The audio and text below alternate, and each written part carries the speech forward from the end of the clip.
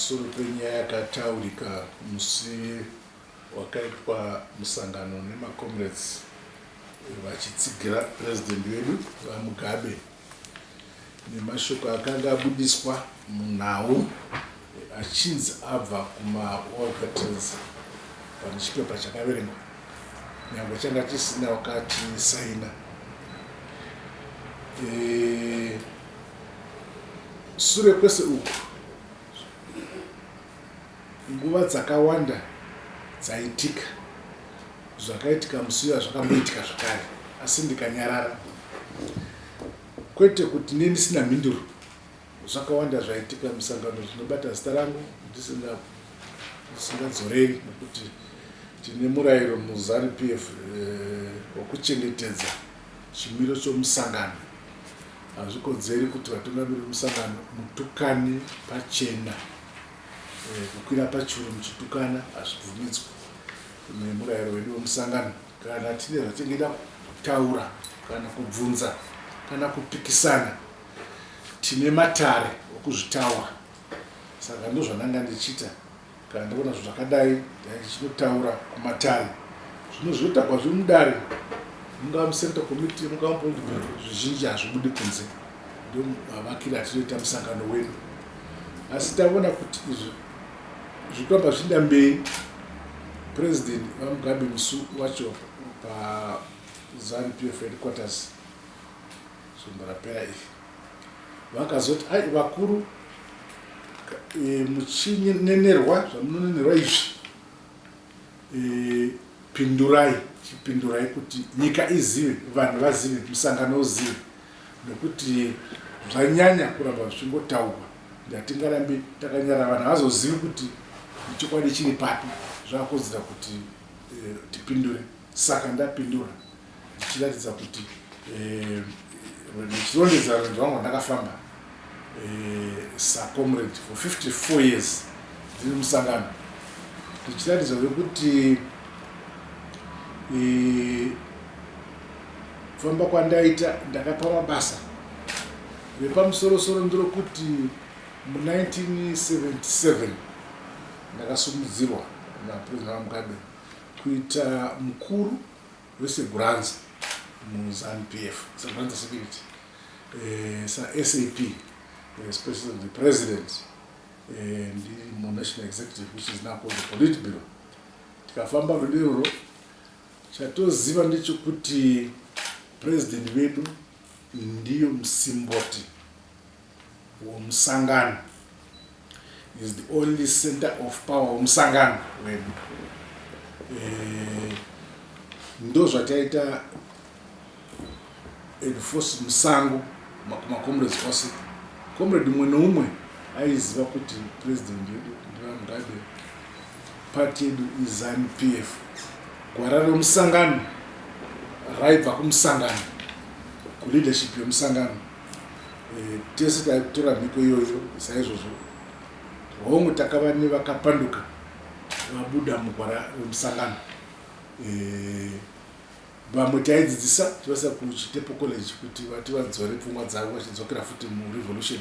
Vamwe vanenge vakaomesa musoro taivachengeta. Saizvozvo tazosungunuka zvakare, president vakava nokuvimba neni zvakare, vakandipa chigaro chekuita minister wesecurity tichango 1980 patakauya paya. Tikafamba nendima ndikazina maminister akawanda kuzamanhasi pandasvika pano. Izvi ndotaura pamusaka zvakataurwa nevamwe vangu vari mucentral committee vamaminister vakataura zvavakataura, ngekuti manyepo avanotaura vachiti ndinoziva pamusoro peLacoste, ndinoziva pamusoro pemawo veterans asi akanyora zvisingawirirani nemusangano, ndikuti kwete, handizivi kuti Lacoste yakabva nokupi, ndeyani, inoitei, zvose zvandizvizivi. Ndofunga mutauro wazvo ndiangaziva mufambi wezvire paruware muzivi wayo. Isu pamusangano wedu weZANU-PF kana pane zviripo munhu anotongwa nechokwadi, mafacts aiswa patebhuru kuti izvi zvakafamba zvakadai, izvi zvakafamba zvakadai, izvi zvakafamba zvakadai. Zvino nanhasi uno president vakasarudza vatungamiri vemusangano vari mucentral committee vamwe vari involved maminister kuti nema-new security vedu intelligence kuti vaongorore kuti pepa rakanyogwa nani nokuti harina kusainiwa. Nanhasi kungoti nhasi neFriday kuswera nezuro hatina kuwana mukana wekuita defense and security meeting yatinoita nechishanu, ndo padai pakawana report racho. Ndinorangara kuti next Friday tinowana report racho rinozotibudza kuti vakaita izvi ndivanani, mazita acho abude pachena, kwete kunenerana muzarima. Hatizvitambiri izvozvo nokuti tinozowana mangwana tozonyara tawana kuti zvatatichimanya nazvo hazvisizvo. Zvimwe unozowana kuti watsvaka n'anga yabata mai, ndo nyaya iripo kuti kwete hazvisizvo. Saka ndikuti yeZANU-PF aya manyepo ari kuitwa nechigrupu ichocho chirikutaura manyepo iwawo, manyepo avo zvavakananga handinge hazvizivi kuti vakananga vanotumwa nani, handinge hazivi, asi havangangomuki vaita zvavari kuita izvi. Pane vanovatuma, zvose zvichabuda pachena kuti vanotumwa nani, kuti zvigodini, vanovumbirei nhema dzinozoonekwa kuti nhema saizvozvi zvinhu zvabuda pachena. The party has mechanisms. There is the Central Committee, there's the Politburo, there's Congress. There's not a single person in ZANU-PF who makes a decision for the party. ZANU-PF is based on the majority rule. So whatever decision is to be taken, it must be a collective decision, not an individual decision of an individual, no. We always believe in consensus and collective decisions. Okay. I'm Gabi. Let's to go Gara. Myself. That's what I was doing. Right? Uyu ndi Kadungure. Ndi Kadungure. Kusangwana tinika. Uyu ndinobona sokuba mitsi. Vanhu Gabi. Uyu ndi akashani accident. Nobona Mugabe ka. Uyu ndi Tongo. Vamuzende vasiti somewhere. No, somewhere. Apa I was prosecuting Ugare Bumbo in Sango. I was the prosecutor and had been already qualified as an advocate. So then I got prosecuted and Ugare Bumbo.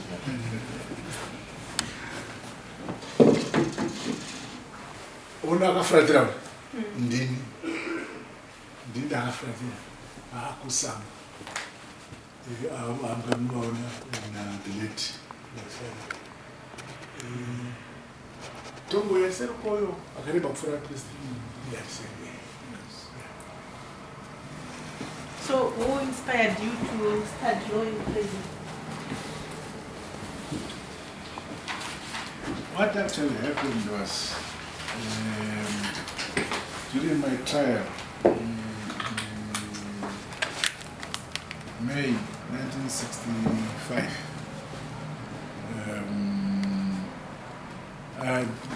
of course I was being tried under the Law and Order Maintenance Act, death penalty, for undergoing foreign military training and of course blowing places here in the country like I blew the locomotive in Fort Victoria then. The lawyer who defended me was J.J. Won, or Scullion Holderness. He was a very brilliant white lawyer. I admired that very much. Then when first I was sentenced to death, of course, then I was reprieved most of age when I went and military training in Egypt in March 63. I was below 21. So that saved me from being hanged because the age of majority that time was 21. and I first went for a military training in Egypt before I was 21. That saved me. So when after I was reprieved and given 10 years, I spent the first 2 years at the Salisbury prison, and then spent some time at Mnangagwa, and then I spent another 7 years at Kami Maximum Prison. I began studies at Kami Maximum Prison, but inspired by J.J. Horn, who was the advocate who defended me during the process of my persecution. Okay, and taking into consideration all these years you took in prison, what value do you give to the freedom of Zimbabwe? Look, when the background is longer, I joined the struggle not in Rhodesia. I joined the struggle in northern Rhodesia in 1959, when I was at Hodgson Technical College, recruited by Nalumino Mundia and the Mnangagwa Shona, when we were at college, to join UNIP. And they were the UNIP Youth League. Then when I got expelled in 1960, I became the secretary of UNIP Youth League under Tengiswayo Banda. That's the background. I had also gone to Northern Rhodesia because my father had been expelled in Rhodesia here as a result of removing a will of a LDO, Land Development Officer, in Shabani, who had come to our village, Chief Mapanzile, to destock cattle at the village. So there was an old woman who had 5 cattle, and this stupid white man said she must sell 2 and keep 3. So my father, who was son to Mapanzile, Mnangagwa, said no, that should not be done. He said he was the boss, and they removed, and they said she must sell 2 on the little card. Then my father and his cousins and brothers removed 1 wheel from the Land Rover of this LDO, the Land Development Officer, at the deep tank. Removed it and took it up the hill. And say, if you say that old woman should live on 3 cows, you go back to Shabani on 3 wheels. It was on that basis that my family was kicked out of here. So I had that initial grudge as a young person against the whites. But as we grew up and as I was exposed to politics in Northern Rhodesia then, I also felt we must get our independence from the whites. That's how I joined. In fact, I was recruited to join the Rhodesian politics at the time by William Saruro. It was Zapu. And when I went for military training, first I went for under Zapu, not ZANU. But I joined the ZANU in 1963 when it was formed. Okay, thank you. Our ambassador to Cuba, Guinea, you know that? That's myself. That's Mnangagwa. That's Fox Gara, General Zonarashi. Yeah. I think Tom is in France.